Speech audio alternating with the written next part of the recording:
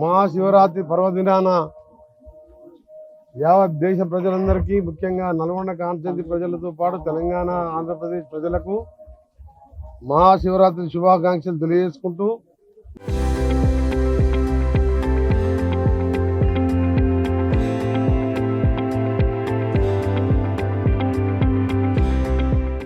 ఆ శివయ్య ఆశీర్వాదంతో మీరు, మీ కుటుంబ సభ్యులు, మన దేశం, మన రాష్ట్రం, మన జిల్లా, మన ఊరు బాగుండాలని 4 సంవత్సరాల క్రితం 5 సంవత్సరాలు జరిగిన కరోనా లాంటి మహమ్మారులు రాకుండా ఆ శివయ్య కాపాడాలని కూడా ప్రార్థిస్తూ, ప్రతి పేదవాడు కూడా సంతోషంగా ఉండాలని స్వామివారిని ప్రార్థిస్తూ, ఈరోజు ఉదయాన్నే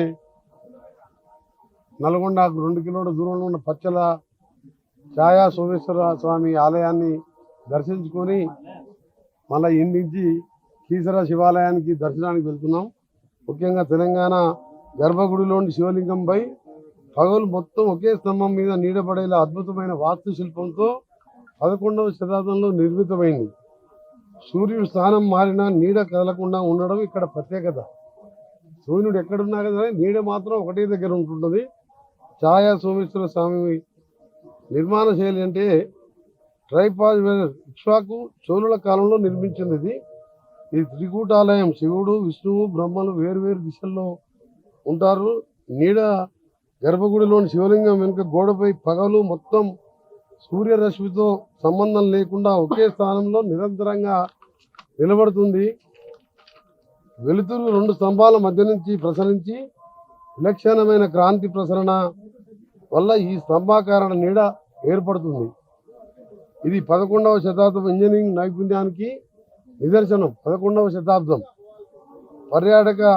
దీన్ని పర్యాటక ప్రాంతంగా, అలాగే దేవాలయాలకు లక్షలాదిగా వచ్చే భక్తులకు అన్ని సౌకర్యాలు కల్పించడానికి ఈరోజు అన్ని కార్యక్రమాలు చేపట్టడానికి ఇప్పటికీ ఒక మాస్టర్ ప్లాను గతంలో చేసిన అభివృద్ధికి తోడు ఇంకా కూడా అభివృద్ధి చేయడానికి రావడానికి పోవడానికి ఒకటే దారి ఉంది. మొన్ననే ఆర్డీఓ గారు ఇక్కడికి వెళ్ళి పిలిపించి ఇక్కడి నుంచి ఒక ల్యాండ్, ప్రైవేట్ ల్యాండ్, గవర్నమెంట్ ల్యాండే, కొద్దిగా ప్రైవేట్ ఉన్నా సరే తీసుకొని ఇక్కడికి వెళ్ళి పోయే భక్తులకు ఇక్కడికి వెళ్ళి పోయే విధంగా అద్దంకి రోడ్డుకు డైరెక్ట్ ఎక్కే విధంగా అక్కడ ఒక సిమెంట్ రోడ్డు కూడా శాంక్షన్ చేయడం జరిగింది.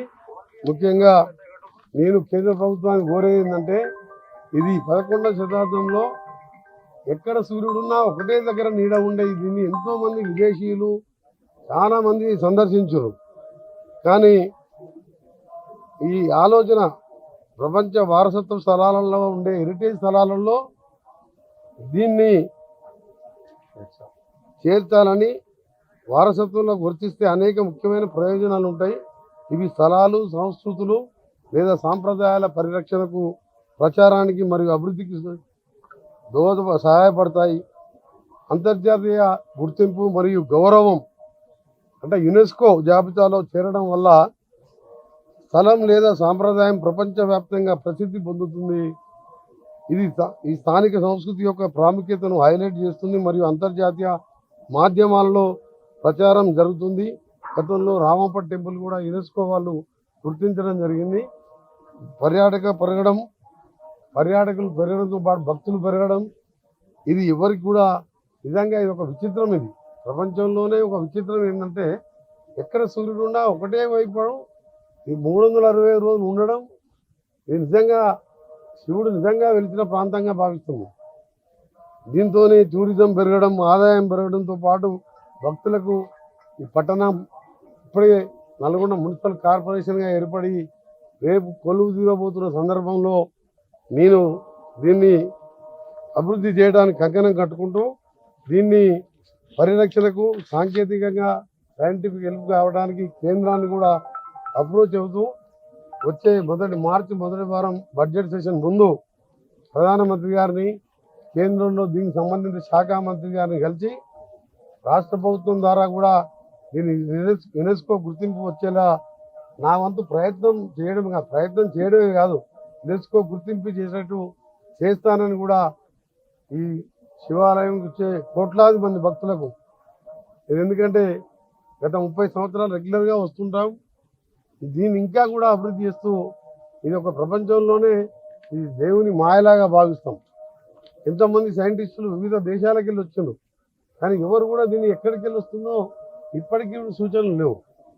అందుకనే దేవాలయాల అభివృద్ధి, విద్య మరియు సాంస్కృతిక మార్పిడి ప్రపంచవ్యాప్తంగా సమానత్వాన్ని ప్రోత్సహిస్తుంది. విద్యార్థులు మరియు పరిశోధకులకు అవకాశాలు కల్పిస్తుంది. స్థానికులకు తమ వారసత్వం గురించి అవగాహన పెరుగుతుంది. అందుకనే ఛాయా సోమేశ్వర స్వామి ప్రత్యేకత ఏమిటంటే, ఇది పానగల్ అనగానే ఛాయా సోమేశ్వరం అంటారు. మీరు ఎంతోమంది జడ్జెస్, ఐఏఎస్ ఆఫీసర్స్ కానీ ప్రతి పేదవాడు కానీ ఇక్కడ దర్శించుకుంటారు. మీరు చూడండి, ఈరోజు కనీసం 3-4 లక్షల మంది దర్శించుకునే విధంగా దీని అన్ని వసతులు కల్పిస్తూ, గతంలో నేను ఎంపీగా ఉన్నప్పుడు దీని కింద హైవే లేకుండే, ఈ హైవేని కూడా పూర్తి చేయడం జరిగింది. రాబో కాలంలో యునెస్కో గుర్తింపు రావడం ఖాయం. తప్పకుండా కేంద్రంలో స్వయంగా నేనే వెళ్ళి ప్రధానమంత్రి గారిని కలిసి, అందుకనే ఇప్పుడు ఇక్కడ దాని విశేషాలు ఇవన్నీ కూడా పూజా కార్యక్రమాలు కూడా తీయడం జరిగింది. మీరు కూడా ప్రసార మాధ్యమాల ద్వారా దీన్ని అన్నీ కూడా మీకు వాట్సాప్ గ్రూప్లో పంపిస్తాం. దీని చరిత్ర తెలియని వాళ్ళు కూడా మీరు కొంచెం తెలుసుకొని 11వ శతాబ్దంలో ఏ విధంగా దీన్ని వస్తుందో మన ప్రజలకు తెలియజెప్పి, ఇక ఒక టూరిజం పాయింట్, ఆధ్యాత్మిక సెంటరే కాకుండా టూరిజం పాయింట్గా చేయాలన్నదే నా లక్ష్యం. టూరిజం పాయింట్తో పాటు యునెస్కో గుర్తింపు వస్తే మనకు ఎన్ని నిధులైనా వస్తాయి, నిధుల కొరత ఉండదు. 1000 కోట్ల నిధులైనా వస్తాయి. దాన్ని ఆ విధంగా ఈ ప్రాంతాన్ని, పానగల కట్టుని, ఇక్కడికి వెళ్ళి ఆ చంద్రపల్లి డంపింగ్ యార్డ్ని గ్రామాలు లేని ప్రదేశాలకు షిఫ్ట్ చేసే కార్యక్రమం 3-4 మాసాల్లో పూర్తి చేస్తున్నాను.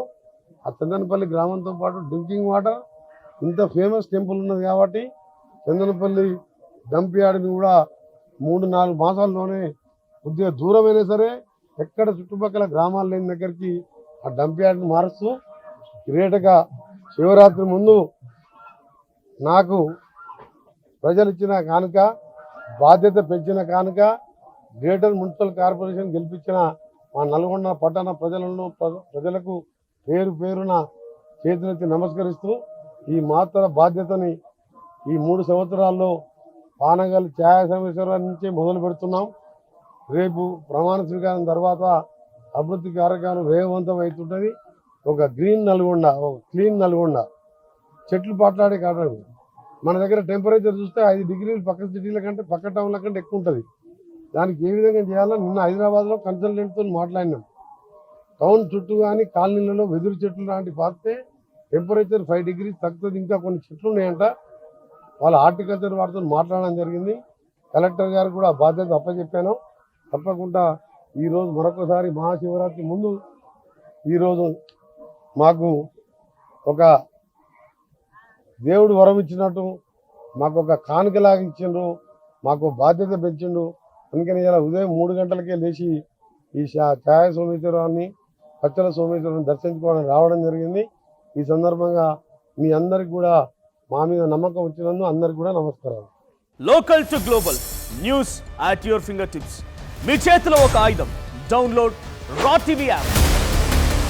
Media legend Ravi Prakash is back.